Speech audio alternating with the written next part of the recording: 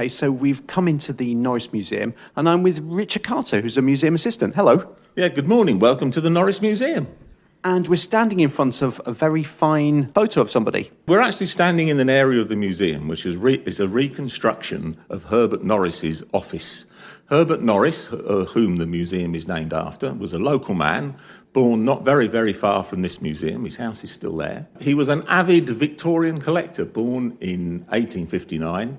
As he grew up, like a lot of Victorian gentlemen, he began a collection, and his collection grew and grew. And eventually, when Herbert died, and they read his will, they discovered in 1931 that he'd left all of his collection and the sum equivalent to £3 million in today's money to build this museum. And so that is how St Ives got its museum, courtesy of Herbert Norris. Should we go and have a look around the museum? Absolutely, yes. Right, so this is the earliest part of the museum. So the museum is the Museum of Huntingdonshire. So everything you see in here is collected from in the old county of Huntingdonshire. And we have our dinosaur case, we have our big beasts case, and we also have our flint tools and Stone Age case. And all of these items, the dinosaur case, the big beast case, and the Stone Age case, they all came from the numerous gravel pits that used to exist around Huntingdonshire. And people don't realise that 160 million years ago, we'd have been standing at the bottom of a tropical ocean where there were large predators like plesiosaurs and ichthyosaurs swimming around. And then, of course, after various ice ages, etc., the big beasts came along, the dinosaurs died away, and if you'd been here about 1 million years ago, you'd have had bison, giant deer, hippos, and woolly rhinoceros roaming around. You'd have been tripping over them. And we have a very good example of a mammoth tusk and a mammoth tooth.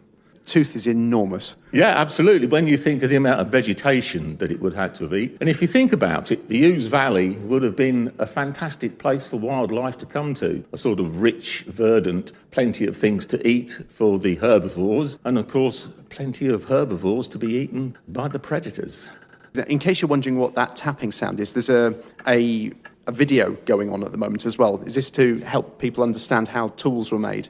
That's right, yes. Obviously, when you make a flint tools, it's a very skilled art form, and it's not completely lost because a number of people have retrained, and we have a video of a gentleman who's retrained and has worked out how stone tools were made, and you can stand and watch and see him work a piece of flint from beginning to end.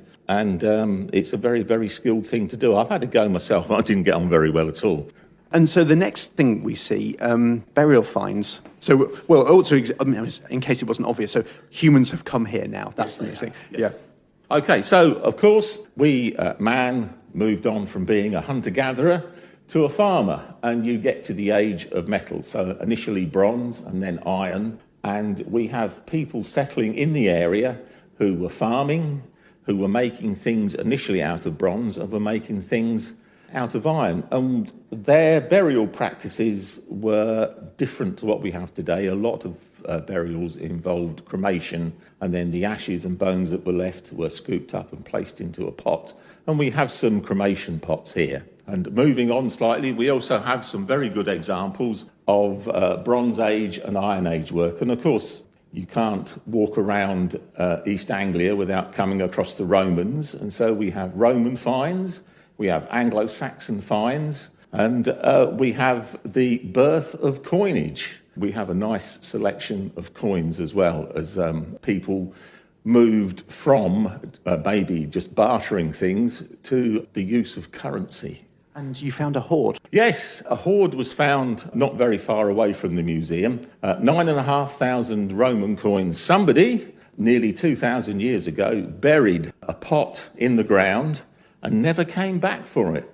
A metal detectorist was out and about on one of his last expeditions, found a hoard of coins in the ground, did the right thing, contacted the county archaeologist. They came along and dug it out. At the time they dug it out, it was very wet, and it was raining a lot, and it acquired the nickname the Muddy Hoard because they were basically working in a pool of mud. Eventually, the hoard went to the British Museum, where the coins were gone through and checked and looked at, and then we were given the opportunity to purchase it. We were able to raise the funds and purchased the hoard. The hoard is currently locked away in a safe, but we have a bespoke case coming soon, and the hoard will be going on display. Fantastic. And so we've already walked here from Godmanchester. Okay, yes. So, of course, there was the Roman settlement in Godmanchester, which was almost certainly a fort as well. And, of course, during various digs in Godmanchester, a large amount of Roman stuff was found, and a large amount of Roman stuff came here to the museum. And if you think about it, it makes sense. They were using the river. They were coming up and down the river to bring items in, I suspect maybe olive oil and things like that, and then in exchange, large amounts of grain, wheat and barley, were probably going back to feed Rome, because Rome was a hungry beast. There were several farms as well. We think there was a farm on our side of the river and a farm on the Fenstanton side of the river as well. So the Romans made good use of the area while they were here. And you can see some really quite interesting pots. I think I'm going to guess, is that Samian ware? Yes, that's right, yeah. And also, if you want to, we've got 2 pots that you're able to reconstruct. You can imagine that you're an archaeologist, you've just dug the pieces out of the ground, and you can have a go at reconstructing the pots yourself. Yeah. Something to have a play with. And then, so the Romans left. Yes, so the Romans left. Christianity came to East Anglia. We had the founding of Ramsey Abbey. And for many, many years, the abbots of Ramsey were the lords of the manor of St Ives. And so they began to make use of St Ives. Ramsey was a difficult place to get to. So they needed to be able to raise funds to build various things on the abbey. And so they decided to use St Ives. And because St Ives was on a bridging point on the river, possibly originally a ford and then a wooden bridge and then a stone bridge, they turned St Ives into a commercial centre. Initially, we had one of the largest wool fairs in Europe, which ran for quite some time.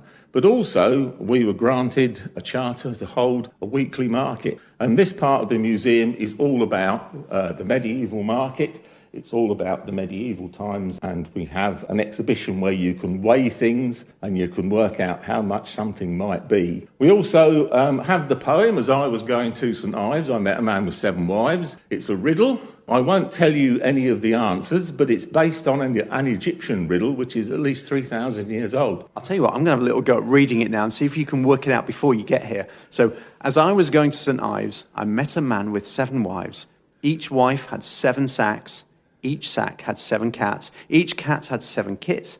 Kits, cats, sacks, wives. How many were there going to St Ives? So, you can include yourself in that as well if you're walking here. You can have a go yourself when you come here, and then you can see me on the front desk, and we can have a bit of an open debate about it. But now, you mentioned we've used the word St Ives again and again, but it hasn't always been called St Ives. No, it hasn't. If you go to the Domesday Book and look for St Ives, you won't find it. If you look for sleep, spelt S-L-E-P-E, you will find it because that was the town's original name. We think possibly it's derived from the Anglo-Saxon for a landing place by the river, which makes sense if you think about it. So that was the town's original name.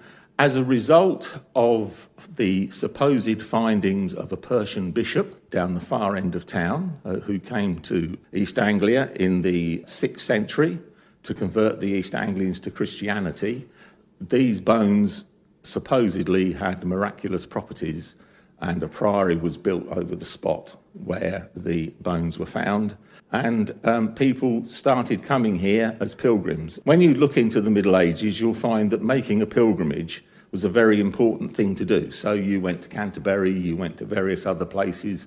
In East Anglia, you had Walsingham, and the place to come to around here was St Ives. And of course, it was a very convenient place to have it because we've got the bridge. And if you can hear in the background, one of our interactives has just started up. And what you get, actually, is the sound of market traders from medieval times. Oh, dear, oh, dear. Well, if we can talk over the market traders. So this notion of St Ivo, it was the abbot of Ramsey that actually came to the conclusion that this was St Ivo. Is that right? Yeah, that's right. So the evidence is very sketchy. Whether he actually existed or not is debatable. But as far as we can tell, the coffins that they found, the stone coffins, were Roman, because we now know, from modern archaeological terms, the Romans buried their dead in stone coffins. The Christians initially buried them in possibly hollowed out tree trunks and then wooden coffins. But if it's a pagan burial, it's a completely different type of burial. Some, people curled up with grave goods, etc., etc.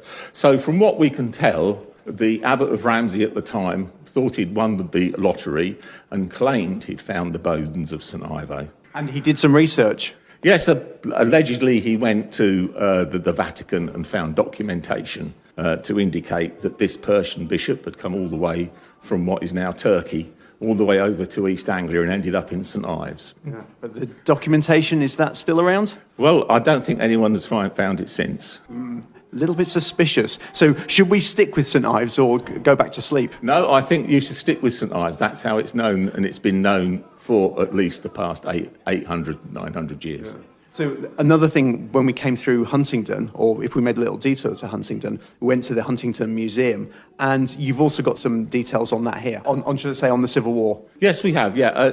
Oliver Cromwell lived in St Ives. He came to St Ives as a young man. He was freshly married. If you speak to Stuart Orme, who's the curator at the Cromwell Museum in Huntingdon, he maintains that while he was living in St Ives, Oliver Cromwell went through his profound religious experience, and as a result probably formed his ideas, which he stuck to in later life. But he was only in St Ives for 5 years, and then his uncle left him a house in Ely with some money, and off he went. Yes, so again, we'll see a statue of Oliver Cromwell in the marketplace. That's right, yes. So that came about as a result of, it was a notable anniversary of his birth. I think it was 400 years. And the people of Huntingdon were given the opportunity to have a statue, and they turned it down. And the people of St Ives thought they'd thumb their noses at the people of Huntingdon, and they put the statue up instead. So just after the Civil War, you had a particular, somebody who wrote a diary and kept meticulous accounts and did some meticulous research. Yeah, that's right. We have a chap called Edmund Pettis, who initially was a 17th century man. He came to St Ives. He was a meticulous map maker, and so he created some of the first maps of St Ives, which are very detailed, very precise. He must have spent ages doing it. And he also compiled a history of St Ives as he saw it at that time. And he wrote it all down in a book, a diary, and we call it the Pettis document, and it is probably one of our most important documents that we keep locked away. There are reproductions of it, and we have photographs of it. So if you want to see it, you can see it, but we only let it out on very special occasions. You've also got some specific exhibits on two particular people as well. Okay, yeah, so law and order has always been an issue. Wherever you go, you'll always have people who commit crime, possibly commit murder, etc., etc. And we've got two famous incidents displayed. One is Joshua Slade. He was a murderer who killed the vicar of a village nearby and was hanged, and we have supposedly the noose that hang him, the metal belt that went round him to hold his body together while it was left hanging, because that's what they did in those days, and a piece of his skin. But we also have a truncheon, and this truncheon comes from one of the first police officers who was appointed to work in Huntingdon and went missing one night and was found in the river. So we think that he was murdered, and we're not quite sure by whom, but his truncheon was recovered, and we have his truncheon here in the museum.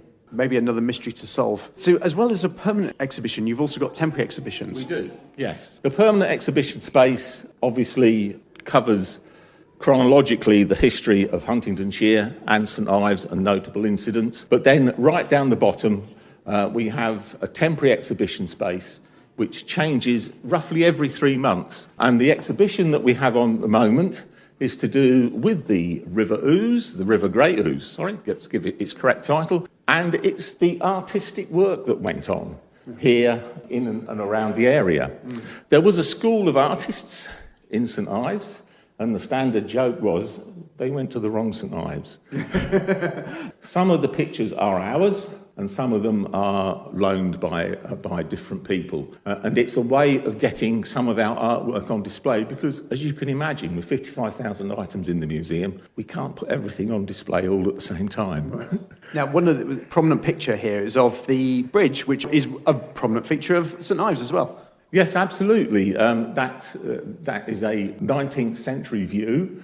And if you stand and look, it's quite nice. You've got a boat on the river, because obviously the river was still used quite a bit. They were still moving things up and down it until the coming of the railways, of course, and then that put an end to it. But in this particular picture, you see that there's a building there with a little cupola on top. That was a brewery. In the distance, you've got the bridge, not as it looks today. The chapel in the middle has got a couple of stories placed on top, which were eventually knocked down because they were unsafe. And if you look carefully, you can see there are different arches, or the arches on the southern end of the bridge are slightly different because during the English Civil War, they were dismantled and a drawbridge put in, just in case King Charles I decided to invade St Ives, which he never did, and eventually they were rebuilt in a different style. So when that was rebuilt, you can still walk over that bridge freely today, and I say freely in the financial sense as well as in terms of personal freedom. Not always been free. No, of course, most bridges at the time, when they were built, they were toll bridges.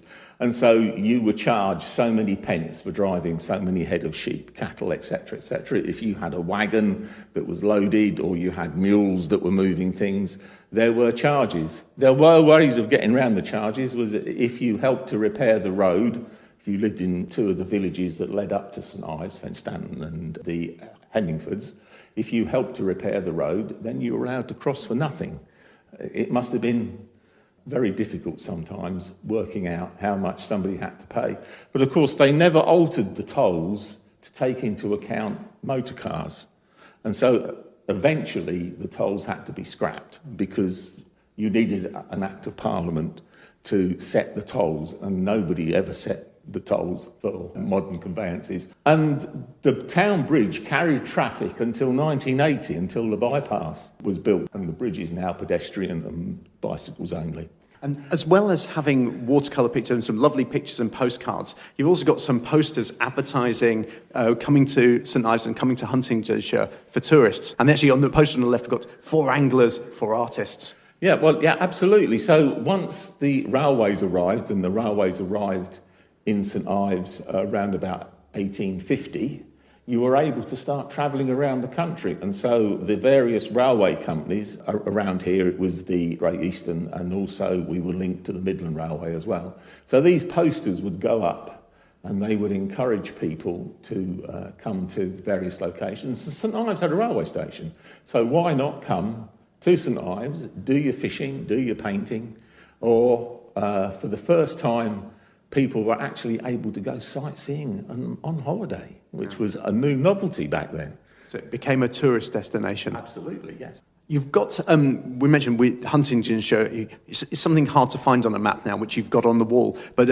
at the edge of it, we're talking about this is the area that introduces the fens. And you've got an interesting exhibition. I've noticed here you've got some details about ice skating. Yeah, so fen skating at one time was very important. During Victorian times, we went through a mini ice age, and so there were lots of chaps who thought that they wanted to do some kind of sport in winter. If you get a big freeze, you can't play football or cricket, can you? So they wanted to take up skating, and also they wanted to do team sports, and they developed the sport known as bandy, which is ice hockey with a ball. The first rules for bandy were actually made in Bluntisham, which is another little village just up the way. So we can lay claim to the fact that bandy was invented in Huntingdonshire. There was racing as well. They would race across the fens, not just round in circles like you see today, but they might race from one town to another. There were incidents as well where railway lines used to run along the side of drains where they would race trains, and they would race not necessarily for money, but for sides of ham, for beef, and for obviously silver cups and things. And we have a number of silver cups in the museum. Unfortunately, the days of the fens freezing over regularly have gone, and so fen skating has quietly disappeared. So anybody who wants to come and visit your museum, well, what are the opening hours? Okay, so it's free to come to the museum. We are open from 10 in the morning until 4 in the afternoon, Monday to Saturday. And for any more details about exhibitions and that, look at your website? Absolutely, yes. Look at our website or give us a ring or send us an email. Well, this has been fantastic. Thank you very much, Richard. Yeah, no problem at all. We look forward to seeing everybody.